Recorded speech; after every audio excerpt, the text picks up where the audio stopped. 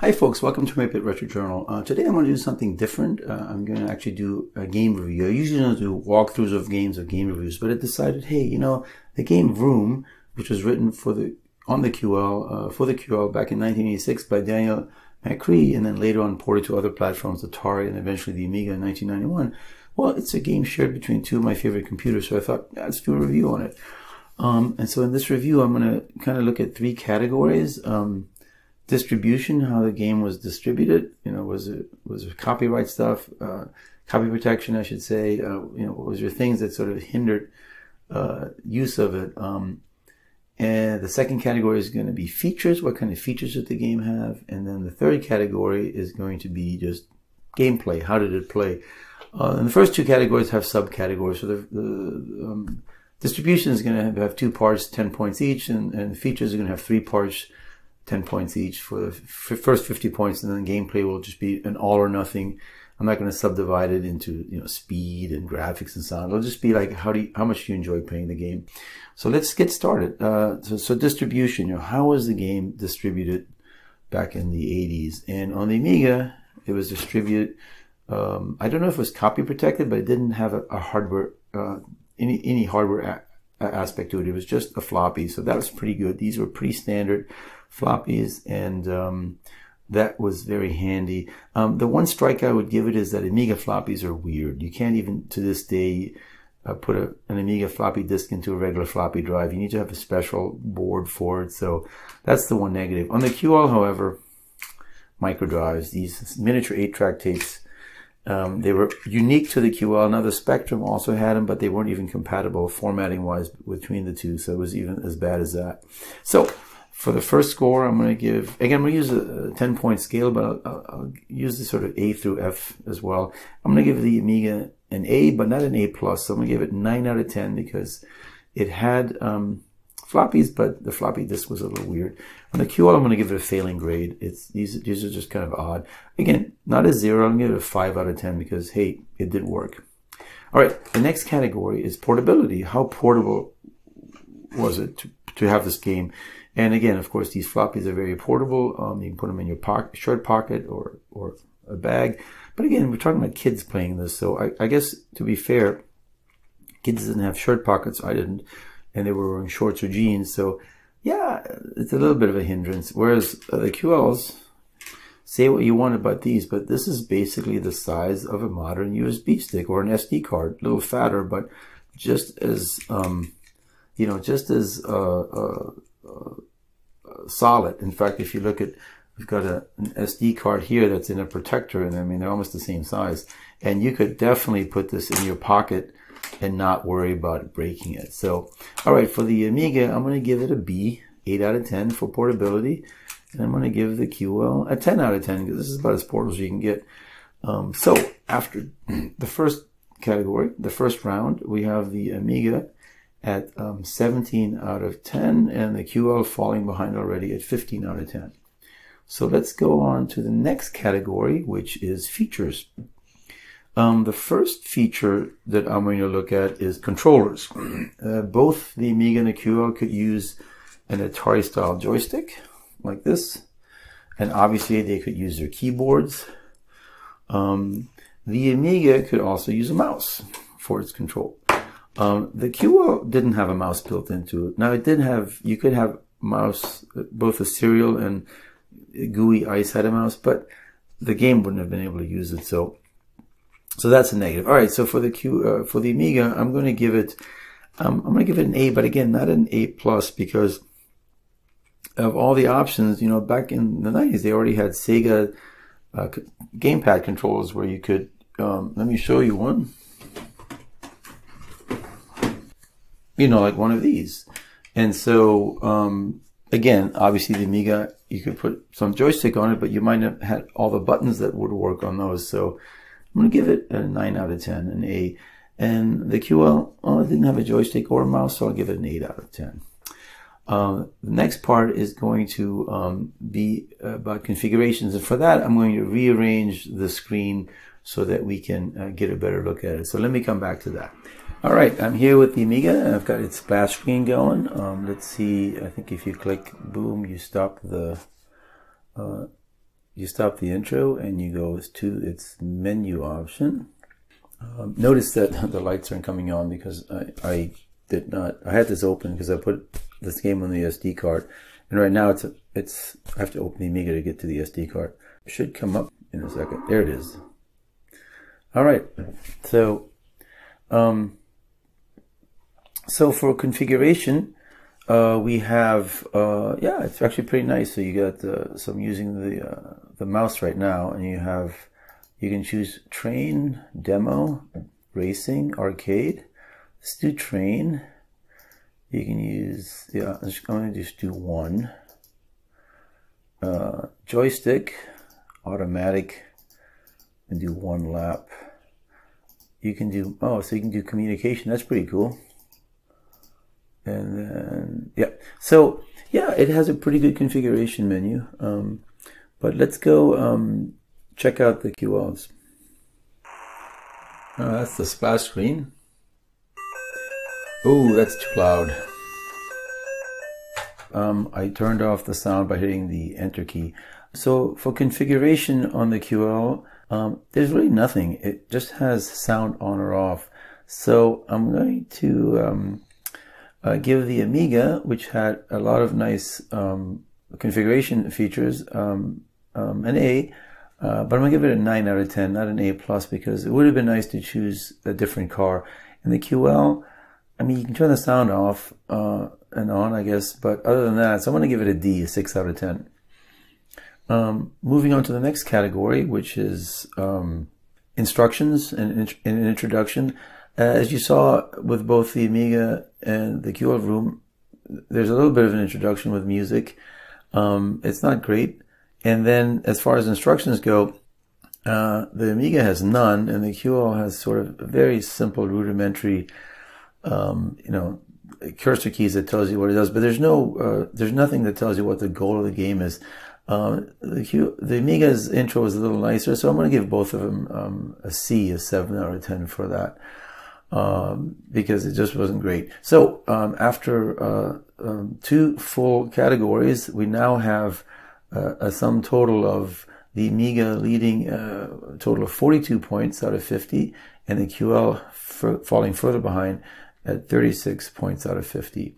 What we're going to do next is we're going to play both of these games, and what I'll do differently for this last part is that I will play each computer's version and give an immediate score of what I kind of think it is. So yeah, let's go do that. Here we go. Oh, that's pretty nice. Handles pretty well, so that's pretty cool. I like the up and down motion. That's pretty cool. Yeah. It's pretty good. Oh, and I'm off. Oh, can I get back on? Oh, don't hit a tree. Yeah, here we go. Through a tunnel. If I go too fast. Yeah, it's pretty good. I'm doing the training. Oh, no, I lost. Oh, that's pretty cool graphics for. Yeah, that's nice. Let's see if I can finish my training loop. Oh, wow. Yeah.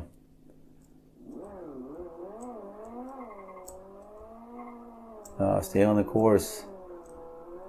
Okay, one final loop around the perimeter.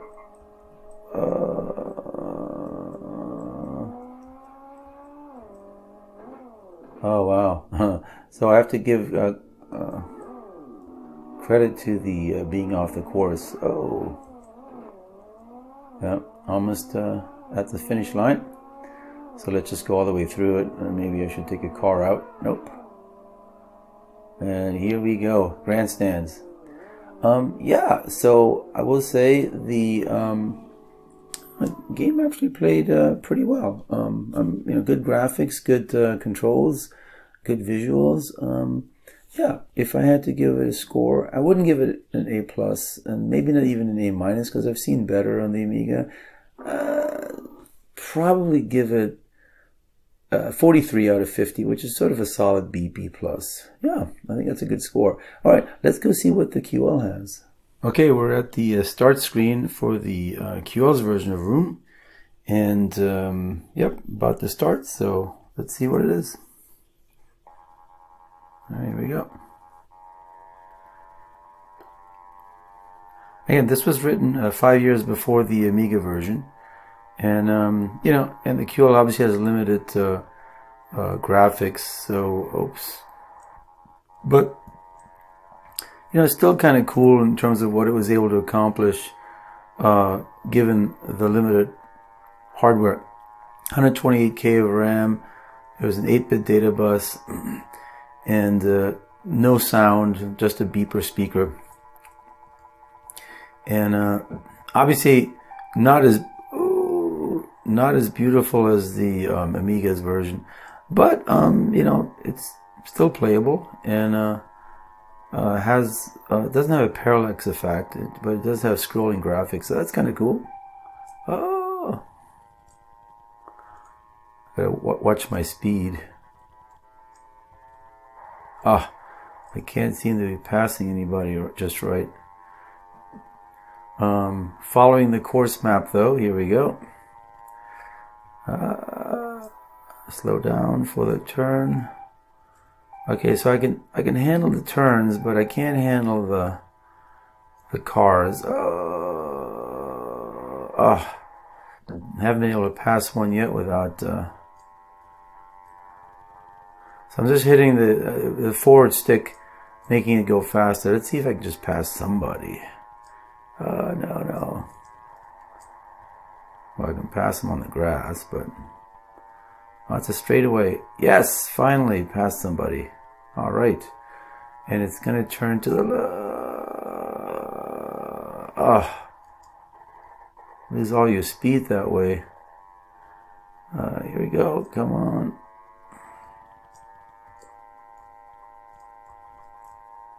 Oh, somebody else to pass. That's good. Oh, and then somebody there to pass. All right, getting better at this. Oh, except for the. Oh my God. I wonder if people come and pass me. On the Amiga version, you could see people coming in from your rearview mirror, which I don't think you're going to see here. Oh, there's another. Oh, get out of my way. There we go. I'll get out of his way. All right. Trying to see if the terrain kind of matches. It does kind of match. So that's done pretty well. Again, this was the base code they used on the Amiga version. Oh, yes.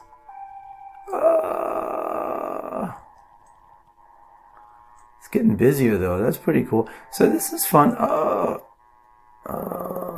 Pass him. There we go. Passed him. I didn't make it.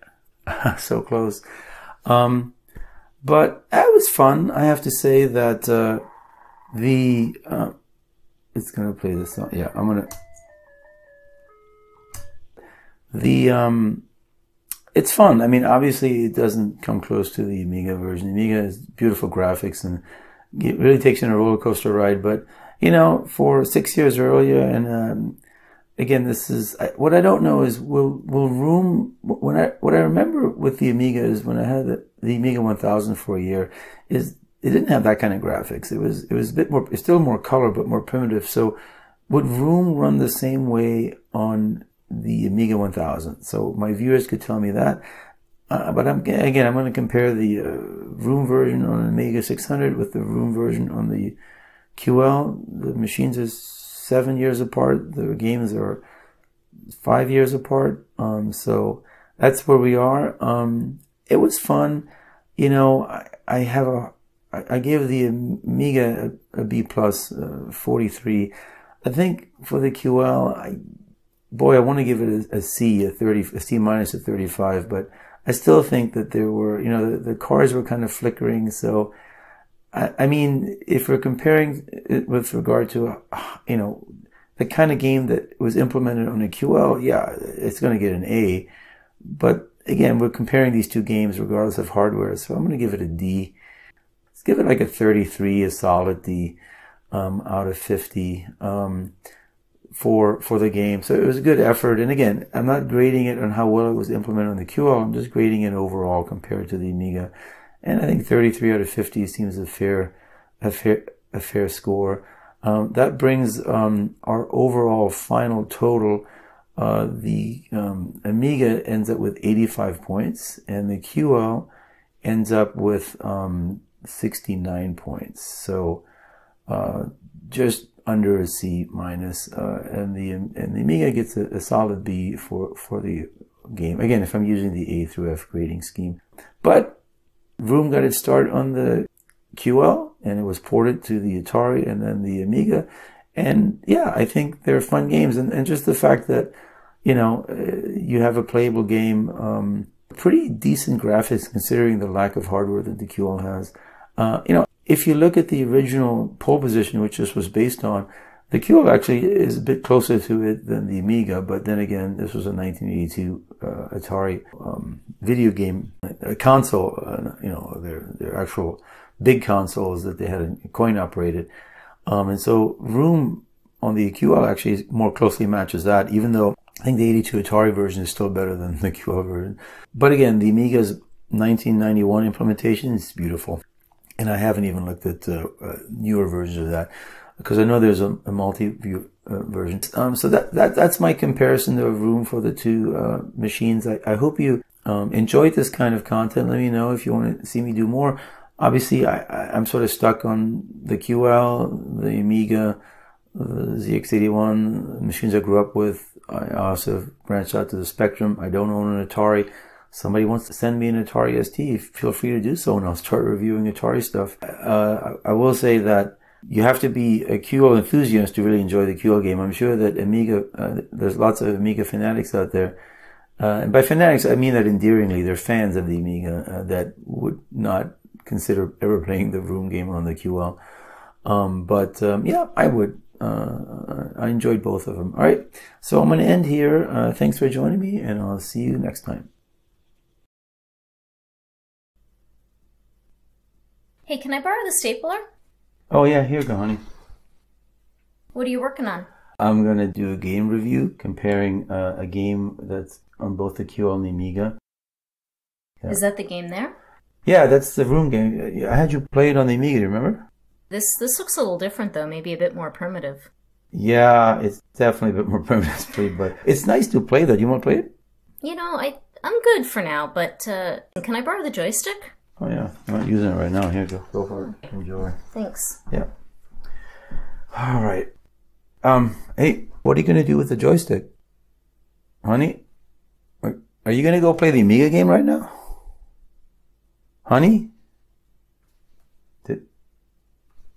Did I just create another Amiga fanatic? Oh boy.